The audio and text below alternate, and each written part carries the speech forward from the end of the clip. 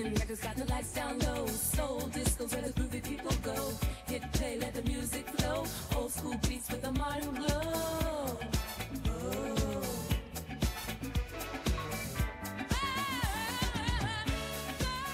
Hello everybody and a very warm welcome back to the latest episode of Hidden Jewels of Soul and Disco. I do hope you're doing absolutely fantastic.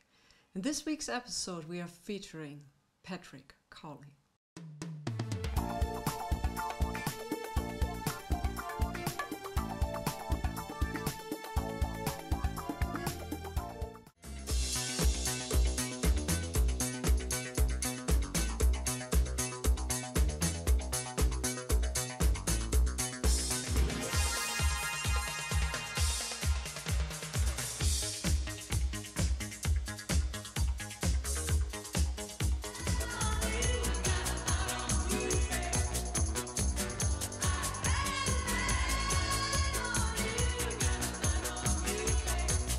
Patrick Cowley was born on October the 19th in 1950.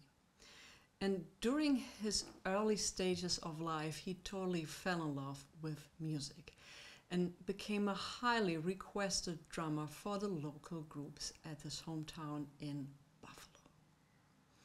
He then went on to the Niagara University and later went to the University of Buffalo to study English.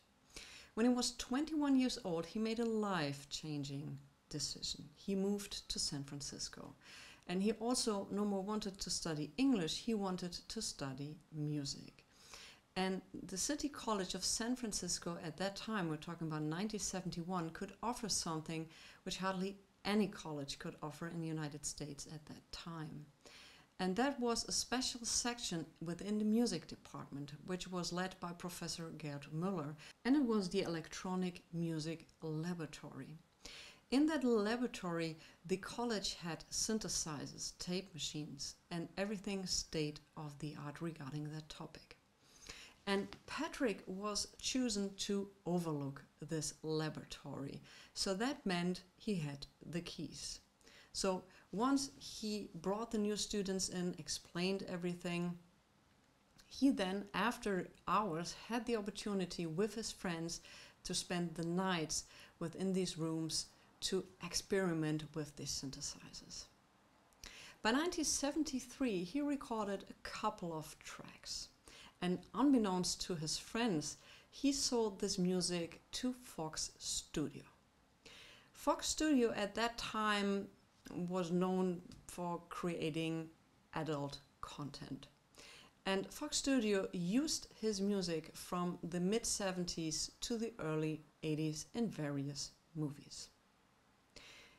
In 1978, he once again had a life-changing experience, or meeting at least. An upcoming singer named Sylvester just released his first album, but he wasn't really met at the mainstream. He wasn't having really a big hit in the mainstream market. So he invited Patrick to come to the studio. Sylvester heard some of Patrick's recordings and was very impressed.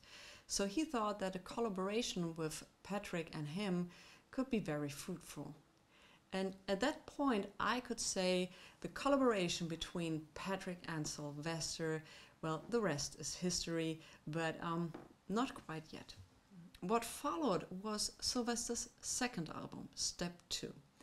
And it included the songs like You Make Me Feel, Mighty Real, and Dance Dance Disco Heat.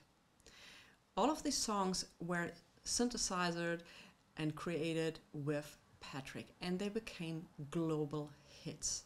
And finally, Sylvester was in the mainstream market. He became a global sensation. Also, Patrick wrote songs for Sylvester. For example, Stars and I Need Somebody to Love Tonight, which is among fans considered one of Sylvester's finest recordings. He also joined Sylvester on tours that were together on various world tours. In 1981, Patrick released his own albums, and these were two. And there we have Hi-NRG and Megatron Man. And what we have here is a preview version of the album Hi-NRG. His records are not very hard to find, and they are still very affordable. And I highly suggest that you check out his music, at least if you're into the early stages of electronic music, if you're into Donna Summer and Giorgio Moroder material.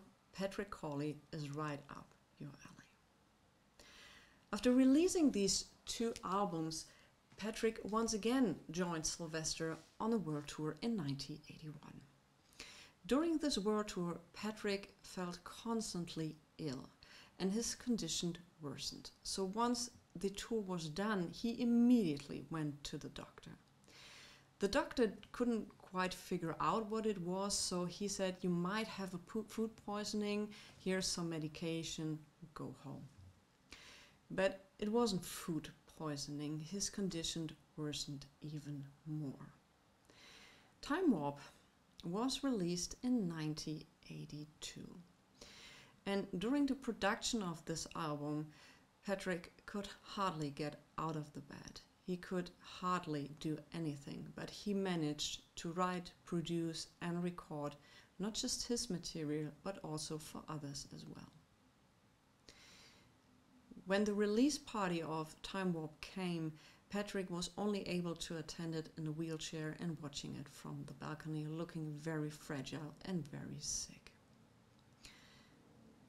Not 4 weeks after the release party, Patrick passed away with just being 32 years old, and he was one of the early victims of AIDS.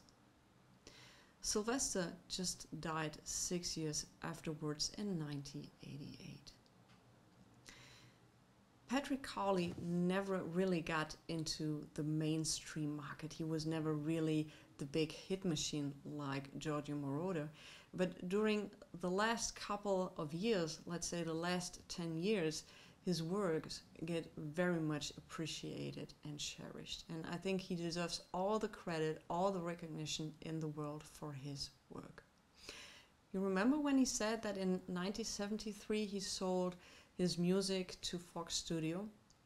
Well, hardly anybody knew about this, but someone contacted the producer from back in the day if they had still had the music for the movies available, and they found them in a storage locker. Therefore, this kind of music is being released in the last couple of years, and these were like School Days and some other albums, so I also highly suggest that you check out these records. If you liked that episode, I also highly suggest that you check out the playlist appearing here, and once again a the biggest shout out to Patrick Cowley, a pioneer in electronic dance music and someone we should always listen to and never forget, so all respect to Patrick Cowley. I catch you on the next one.